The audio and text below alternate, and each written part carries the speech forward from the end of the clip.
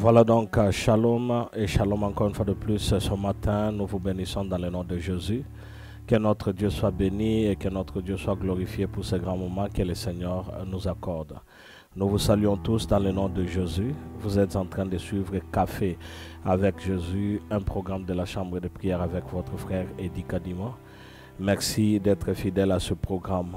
Ce programme est constitué tout simplement pour passer de moments de prière dans la journée, pour bien commencer sa journée. Ce programme a été conçu tout simplement pour nous aider. À nous, peut-être que deux fois nous trouvons la fatigue avant de commencer la journée. Nous trouvons la fatigue pendant la journée et nous n'avons pas le temps de prier. Mais ce programme nous amène et nous édifie à avoir une vie de prière. Donc, ce programme est là tout simplement pour nous aider, nous fortifier, afin que nous puissions être toujours actifs dans cette vie de la prière. Encore une fois de plus, merci d'être là. Que Dieu vous bénisse abondamment. Nous continuons toujours dans la prière qui est primordiale, la prière qui est l'une des choses que le Seigneur lui-même nous a dit, prier sans cesse. Le fait que Jésus-Christ lui-même nous a dit de prier sans cesse, cela démontre l'importance de la prière dans la vie de chaque chrétien, dans la vie de chaque enfant de Dieu. La Bible est en train de déclarer que Jésus-Christ priait de temps en temps. Le soir, il priait de grand matin. Il passait de moments dans la prière, n'est-ce pas, que même au début de son ministère, la Bible dit qu'il avait fait 40 jours et 40 nuits, non pas seulement en ne faisant rien ou seulement en jeûnant, mais il avait passé de moments de prière. Donc dans la prière, il faudrait que nous puissions avoir deux moments de l'intimité avec Dieu, de moments personnels avec Dieu, afin d'expérimenter les bontés de l'Éternel sous une autre dimension. Je nous invite à lire dans les livres de 1 Corinthiens, le chapitre 16, à partir du verset 13. Je crois que ce serait le verset 13 et le verset 14 que nous allons lire et nous allons prier par rapport à ces versets. Le livre de 1 Corinthiens, le chapitre 16, le verset 13 et le verset 14. Écoutez donc ce que la Bible nous dit. Veillez, demeurez fermes dans la foi, soyez des hommes, fortifiez-vous, que tout ce que vous faites se fasse avec charité. Je vais encore répéter. Veillez, demeurez fermes dans la foi, soyez des hommes, fortifiez-vous, et tout ce que vous faites se fasse avec charité. Ici, nous allons voir que ce passage nous amène à la réflexion et à l'importance de faire quelque chose. La première chose ou le premier mot que la Bible nous dit ici, c'est veiller. Veiller veut tout simplement dire ne pas dormir. Veiller tout simplement veut dire sois sur tes gardes, fais attention, reste debout, ne dors pas, ne te laisse pas entraîner par des choses qui peuvent donc t'amener à ne point connaître ce qui se passe. Parce que celui qui veille, c'est celui qui est vigilant. Celui qui veille, c'est celui qui regarde à gauche, qui regarde à droite, qui regarde quand l'oppression arrive. Il sait déjà différencier le temps normal et le temps qui est difficile. Le temps de la visitation de Dieu, celui-là qui veille peut déjà comprendre que le Seigneur est en train de visiter quelqu'un. Alors, la Bible nous dit de veiller. Et quand la Bible nous dit de veiller, la Bible veut tout simplement nous dire qu'il ne faut pas être dans la distraction. Il ne faut pas être emporté par les événements ou les choses de ce monde ici. Il faut rester attentif et veiller sur ta vie. Beaucoup de gens n'ont pas le temps de veiller sur leur vie. Beaucoup de gens n'ont pas le temps de veiller sur leur famille. Il est important de savoir ce qui se passe dans la vie, dans ta propre vie, dans la vie de ta femme ou dans la vie de tes enfants. Souvent et le plus souvent, les enfants peuvent passer des moments difficiles n'ayant pas quelqu'un à qui se confier. C'est pourquoi vous verrez que dans d'autres familles, il y a de ces enfants-là qui peuvent même se suicider. Il y a de ces personnes qui peuvent même arriver à commettre de meurtres tout simplement parce qu'il y a quelque chose qui ne va pas dans leur vie. Il est important de veiller et sur sa propre vie et sur la vie des personnes autour. Il y a quelqu'un qui a dit qu'il ne faut pas me contrôler, il ne faut pas faire ceci, cela. Mais le devoir que le Seigneur nous accorde au travers de la Bible, c'est qu'il faudrait veiller les uns sur les autres. Veiller sur la vie de ton frère, afin que ton frère ne puisse pas aller loin de la parole de Dieu. Veiller sur la vie de ta soeur, afin qu'elle ne puisse pas se retrouver dans le main d'un brigand ou d'une personne qui peut donc détruire sa vie. Veiller sur ses enfants, voir comment est-ce que les enfants sont en train de grandir, c'est l'une des choses de plus importantes à faire. Veiller sur ta vie, parce que si tu ne regardes pas comment est-ce que tu es en train de marcher, tu risquerais de ne pas marcher avec Dieu, de marcher avec l'ennemi, croyant que tu es en train de marcher avec Dieu. Donc c'est très important que nous puissions mener la vie de veiller sur notre vie. Alors la Bible continue et nous dit: demeurer ferme dans la foi. Oui, souvent nous ébranlons dans la foi. Le Seigneur Jésus-Christ parlant à ses disciples, il dira donc: quand je reviendrai, trouverai-je la foi parmi les hommes? Est-ce que je trouverai encore la foi? C'est parce que la foi est ébranlable. La foi, tu peux la perdre. La foi, tu peux donc ne plus l'avoir. Il est possible que tu aies bien commencé avec Dieu. Il est possible que tu aies commencé avec beaucoup plus de zèle, la force, le courage, la joie. Il est possible que tu aies bien commencé. Mais ce qui est important, ce n'est pas le commencement. Il faut bien commencer et aussi bien terminer. Tout au long, c'est vrai qu'il y aura des choses qui peuvent vous arriver, mais ce qui est important, c'est d'arriver jusqu'à la fin. C'est pourquoi la Bible nous dit: veillez, demeurer ferme dans la foi. Il faut demeurer dans la foi. Il ne faut pas créer des doutes. Il ne faut pas créer quelque chose qui peut enlever ta foi. C'est pourquoi tu vois dans la barque, alors que Jésus-Christ était avec ses disciples, Jésus-Christ dormait d'ailleurs, la Bible le dit,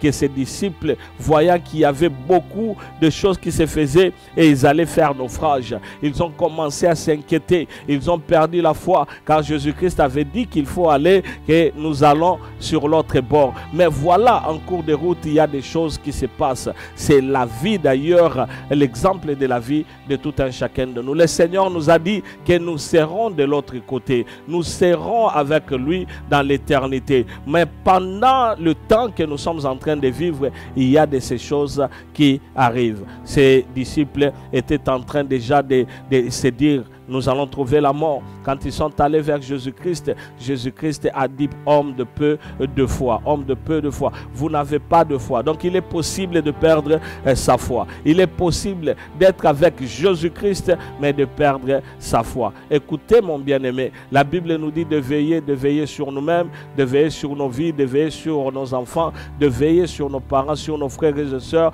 et il faut demeurer aussi ferme dans la foi. Car si Jésus-Christ revenait aujourd'hui, trouvera-t-il la foi en toi? Trouvera-t-il la foi dans ta vie? Trouvera-t-il la foi dans ta vie? C'est pourquoi quand tu es en train de parler, il faudrait savoir que le Seigneur veut ton bien. Alléluia. La Bible continue et dit: soyez des hommes. C'est cette chose ici qui peut amener beaucoup de personnes à croire comme si est-ce qu'on est homme ou on n'est pas homme. Et quand je suis en train de dire cette expression soyez des hommes, cela ne veut pas dire que cela ne s'applique pas à la femme. C'est tout simplement, et la Bible veut nous montrer qu'il faudrait avoir de la maturité, qu'il faudrait avoir de la sagesse, qu'il faudrait être fort. Parce que vous savez, quand David allait mourir, il appela donc son fils qui est Salomon. Salomon n'était plus un enfant. Il appela son fils et il lui dit: sois un homme. Sois un homme. C'est-à-dire, tu rencontreras beaucoup de choses, mais sois mature dans ce que tu fais. Aie de la force, aie de la vigueur, marche avec certitude et sache que un homme, c'est celui qui peut se tenir contre l'oppression et contre des choses impures qui peuvent venir. Mais un enfant ne peut pas. C'est pourquoi la Bible nous dit: soyez des hommes, des personnes matures, des personnes qui connaissent la parole de Dieu. La Bible nous dit encore, fortifiez-vous, car pourquoi fortifiez-vous? Parce que le Seigneur nous a dompté des capacités, des forces en nous. Nous avons ce force-là, nous avons ce courage-là. Il faudrait être fort. Il ne faut jamais se sentir comme tu es la moindre dans ta vie, dans ta famille ou parmi tes amis, car le Seigneur a mis en toi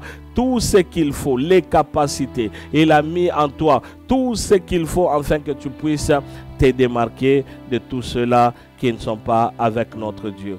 Voilà le verset 14 qui nous dit que tout ce que vous faites se fasse avec charité. Que tout ce que vous faites, faites-le avec amour. Quand tu as de l'amour, tu auras à faire du bien à ton prochain. Tu ne commettras pas de meurtre. Tu ne convoiteras pas la femme d'autrui. Tu ne feras pas ce qui sera donc malheureux pour les autres. Mais si vous marchez dans la charité, on aura donc, si nous marchons dans la charité, on aura à nous tenir les uns les autres, à faire du bien à notre prochain et à ne point chercher la mort de notre prochain. C'est pourquoi quand tu commences la journée, il faudrait déjà que tu puisses planifier ta journée. Dans la journée, il faudrait que tu puisses veiller. Partout où tu vas passer, que tu ne puisses pas te laisser emporter par les choses de ce monde. Car les choses de ce monde amènent toujours le malheur et amènent à la perdition. Que dis-je? La perdition éternelle. Il faut veiller, il faut demeurer ferme. Sois une personne ferme dans la foi.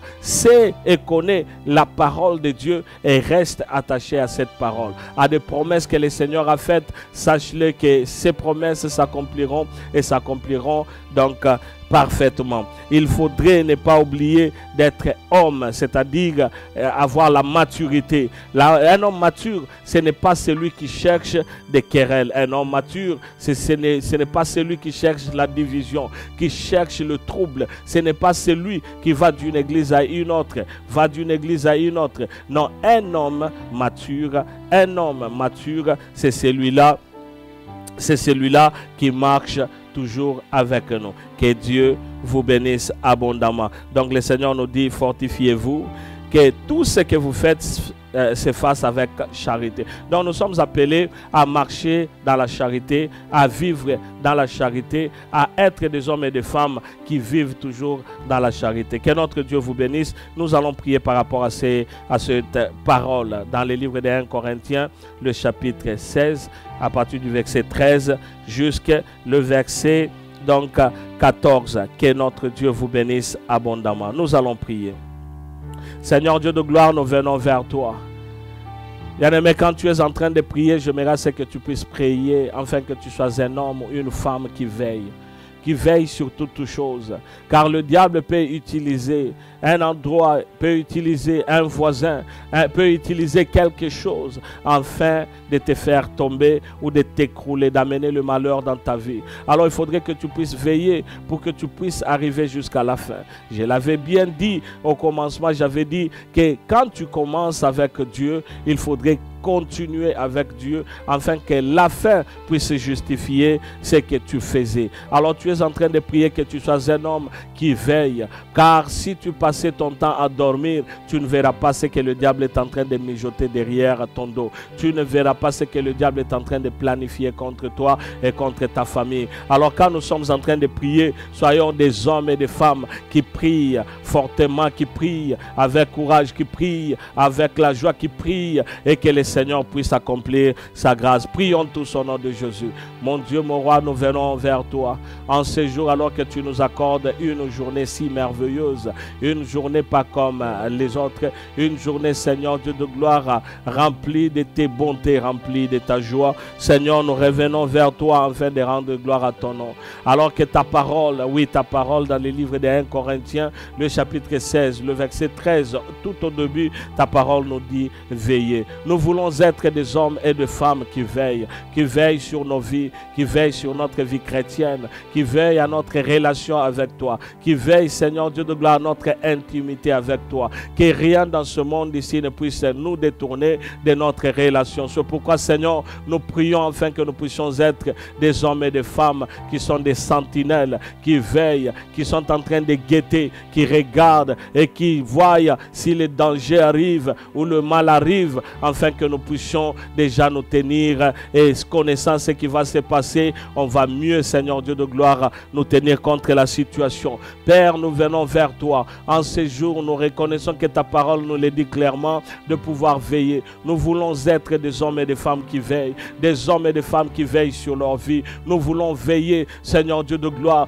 veiller sur nos enfants, afin que, Seigneur, que nos enfants ne puissent pas tomber, oh Jésus-Christ, dans la drogue, ni dans l'impureté, dans l'impudicité ou l'iniquité. Seigneur, nous ne voulons pas que nos enfants puissent marcher selon les désirs de la chair, mais qu'ils puissent, Seigneur, marcher selon ta parole. Cela n'est que possible si nous veillons et nous veillons très bien. C'est pourquoi nous sommes en train de prier, afin que Jésus, nous puissions veiller sur nos vies, veiller sur nos enfants, veiller sur nos parents, veiller sur nos frères et sœurs, veiller sur notre Seigneur Dieu de gloire, ministère, notre vie chrétienne. Il est important que nous puissions veiller sur notre vie chrétienne. Pourquoi? Parce que Seigneur Dieu de gloire, la Bible nous dit que Jésus-Christ revient bientôt. Alors que si tu reviens bientôt, il faudrait que nous puissions veiller, afin que nous ne puissions pas, Seigneur, perdre notre foi, perdre, Seigneur Dieu de gloire, notre huile en ce jour. Alors que quand tu reviendras, Seigneur, nous voulons être prêts à t'accueillir, car celui qui dort ne peut t'accueillir. Celui qui dort, Seigneur, sera dans l'oubli ou dans les oubliettes. Mais celui qui, Seigneur Dieu de gloire, est en train de veiller, verra la venue de l'Éternel. Ainsi, Seigneur, que ce soit dans la vie que nous sommes en train de traverser, de passer ici sur la terre, que nous puissions veiller, afin que nous ne puissions pas être la proie du diable, et que nous ne puissions pas tomber dans le monde, et que nous ne puissions pas nous retrouver dans les choses qui ne rendent pas gloire à l'Éternel. C'est pourquoi, mon Dieu, mon roi, nous revenons seulement vers toi, car revenir à toi, c'est ce qui est de plus important. Revenir à toi, c'est ce qui est de meilleur. Revenir à toi, c'est ce que nous cherchons. Revenir à toi, c'est pour ce que nous voulons faire. Ainsi, Seigneur, nous voulons veiller chaque jour, et que nous voulons rester et demeurer dans ta parole. Ta parole nous dit encore, veiller, demeurer ferme dans la foi. Oui, Jésus-Christ, je puis me souvenir, alors que tu parlais à tes disciples, tu as dit,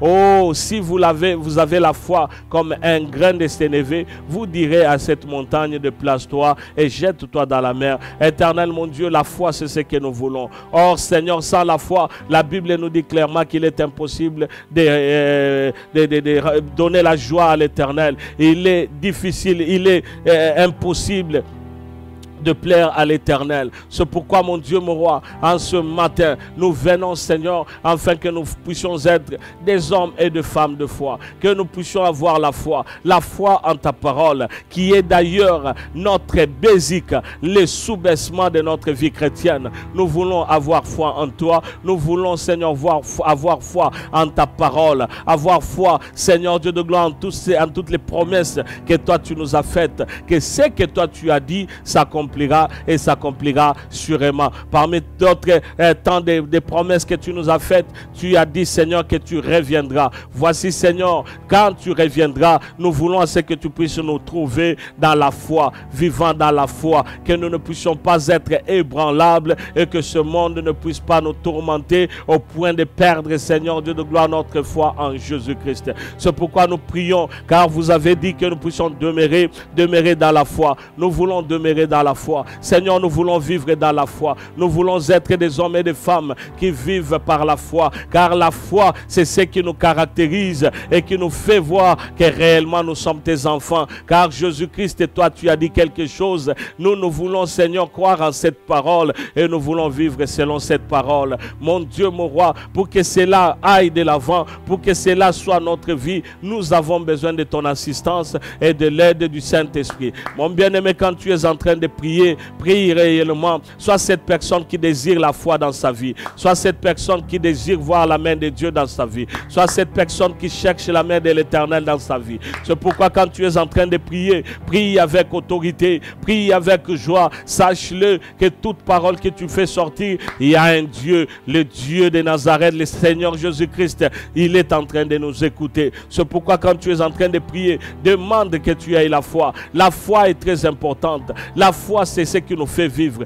La foi, c'est ce qui nous fait comprendre que Jésus-Christ est vrai, car il a dit qu'il est le chemin, qu'il est la vérité, il est aussi la vie. Ainsi, demande que tu sois un homme de foi et que dans ta famille, que la foi vous caractérise, car celui qui a la foi, c'est celui qui transforme les situations. Et même s'il y a la maladie, il y a la guérison instantanément à cause de la foi. Et même à cause de la foi, la situation de la famille peut changer. La situation qui tourmente ton frère, qui tourmente ta soeur peut changer. C'est pourquoi nous prions, mon Dieu, mon roi, afin que nous puissions être des hommes et des femmes de foi. Chaque jour quand nous marchons, que nous puissions avoir la foi de Dieu. Chaque jour quand nous marchons, que nous puissions avoir la foi de Dieu. Or, sans la foi, la Bible nous dit que nous n'allons pas te plaire, mais nous voulons te plaire, car Seigneur, nous voulons vivre dans la foi, car nous croyons en toi, nous savons que tu es vivant et que tu es véridique.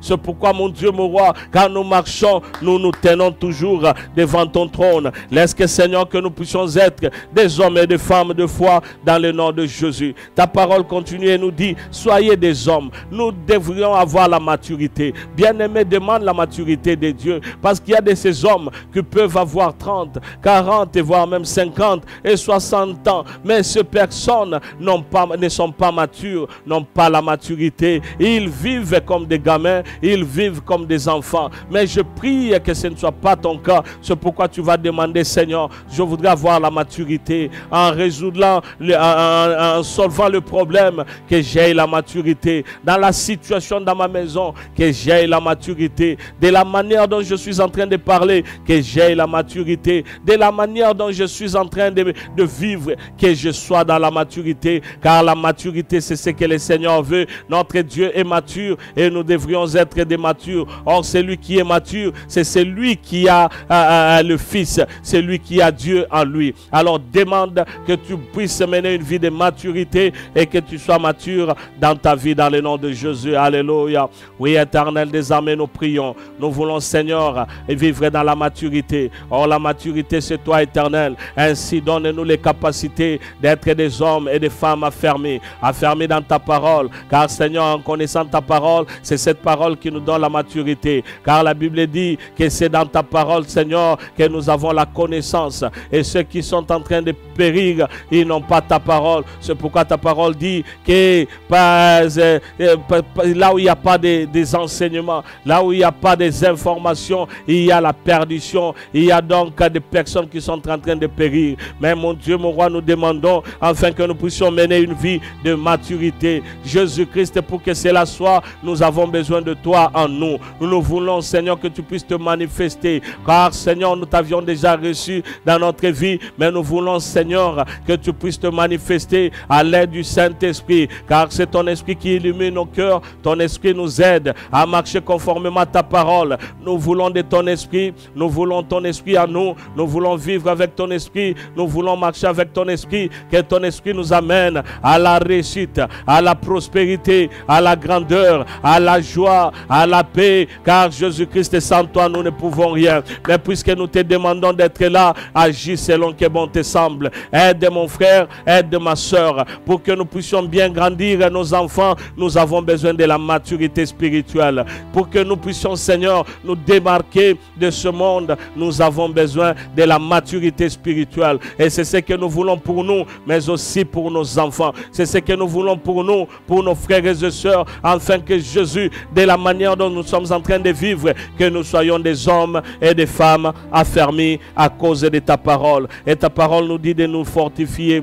Oui, Jésus, dans la Bible, plusieurs fois tu nous dis de nous fortifier. Nous voulons nous fortifier dans ta parole, que nous puissions rester fermes, que nous puissions avoir la force, que nous puissions marcher toujours en ayant connaissance que notre Dieu est fidèle et notre Dieu reste Dieu. Ainsi soit béni Jésus, le Seigneur Dieu de gloire, les dieux tout-puissants, les dieux tout-puissants. Seigneur Dieu de gloire, nous t'appartenons. Nous voulons rester fermes, nous voulons nous fortifier, nous voulons être des femmes et des hommes, Seigneur Dieu de gloire, qui marchent conformément à ta parole. Et voici, Seigneur, la dernière chose que tu nous dis dans le verset 14, que tout ce que vous faites, c'est face avec charité, l'amour de Dieu. Or, notre Dieu est amour. Nous voulons, Seigneur, vivre dans l'amour. Bien-aimé, quand tu pries, brille. Sans l'amour de Dieu, tu ne feras rien. Sans l'amour de Dieu, tu n'auras pas compassion.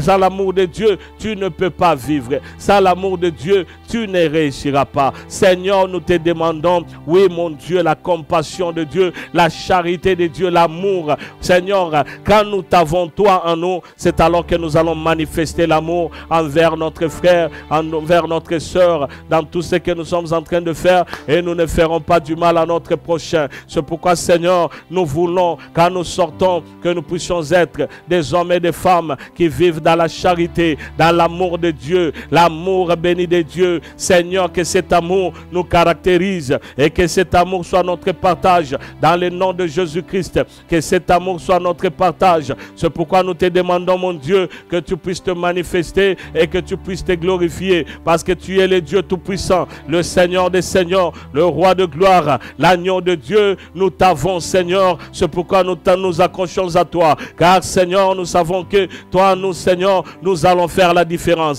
Père, bénis nos enfants, Père, bénis nos familles, alors que nous commençons la journée. Bien-aimé, bénis ta journée, bénis tes activités, bénis tout ce que tu fais, afin que le Seigneur se manifeste glorieusement. Est-ce que tu peux prier avec moi au nom de Jésus? Père, nous bénissons notre journée, que cette journée soit meilleure, que cette journée soit merveilleuse, que cette journée soit bénie, et que tout ce que nous faisons puisse être une réussite totale. Alléluia, gloire au Seigneur. Notre Dieu est bon, notre Dieu est glorieux, notre Dieu est magnifique. Père, nous sommes à toi, c'est pourquoi nous t'invoquons en ce moment. Agis selon, Seigneur, ta parole, et manifeste-toi, car tu es glorieux et tu es puissant. Dans le nom de Jésus-Christ, mon Dieu, mon roi, tu es là avec nous. Béni soit ton nom, béni ce jour. Éloigne de nous des accidents, éloigne de nous le malheur, éloigne de nous les querelles, la division. Oh, éloigne de nous tout ce qui est de la sorcellerie et de la magie, que tout celui qui se tiendra contre nous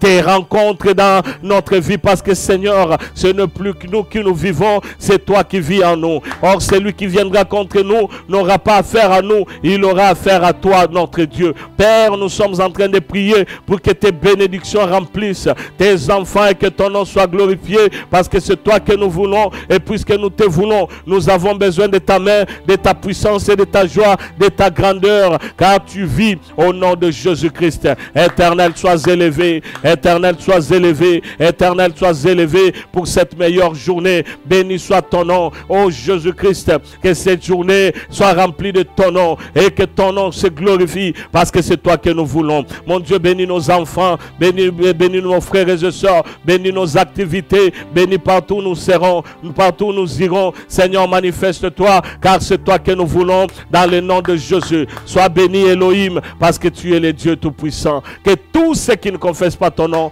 soient loin de nous, dans le nom de Jésus-Christ.